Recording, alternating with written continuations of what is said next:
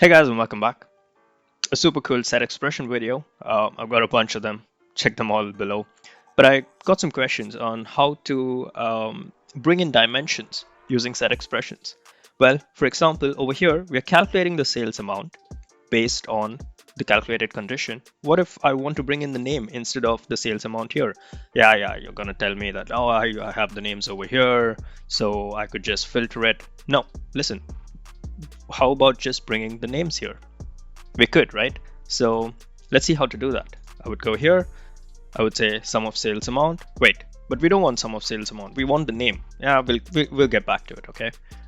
So we go here and I put in flowery braces, yada, yada, yada, same old set expression stuff.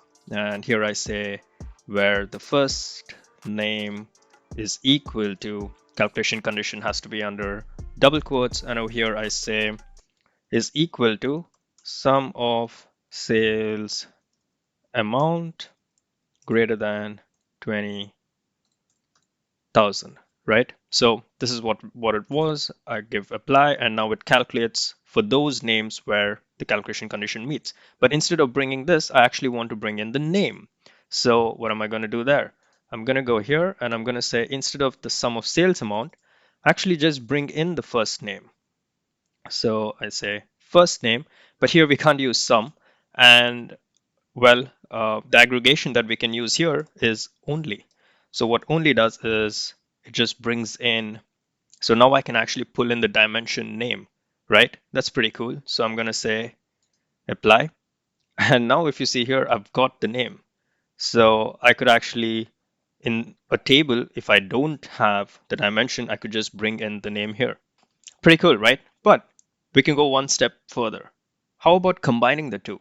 That is, over here, we bring in the name and we bring in the amount of sales. So I'm going to go here and I'm going to say and. So this is bringing in the name. Then I want to bring in the value. So the value would be, in this case, it's the sum of sales amount, right? Then I need to write the set expression here. That is open close flowery braces. Here we put in the angled brackets, and then we have the first name.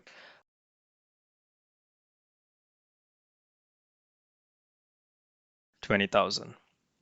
Great. And now we click on apply, and now we see that it's got the name as well as the sales. Let's just format it better.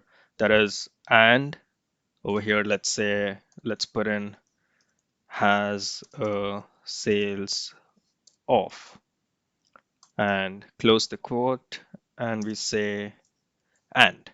But let's give a space here, and then let's give a space here, to make this easier for you to see it. Let's say first, if it matches this criteria that the sales amount is greater than 20,000, then bring in the first name, and then write space has a sales of space, and then the criteria is the same. So then bring in the sales amount. So let's see how that would work. And now it says that Aaron has a sales of and the amount. Pretty cool, right? Hope you liked it. Super appreciate if you leave a like and check out all the links in the description. Yeah. Have a good one. Peace.